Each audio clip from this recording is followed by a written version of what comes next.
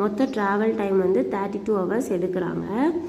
So train வந்து late ஆகலை. எப்போ வந்து டெல்லிக்கு ரீச் ஆவாங்க. ஸோ இதெல்லாம் கிவன் ஸ்டார்டிங் டைம் இத்தனை ஹவர்ஸ் நீ கொடுத்துருக்காங்க அண்டு ட்ராவலிங் டோட்டல் டைம் கொடுத்துட்டாங்க.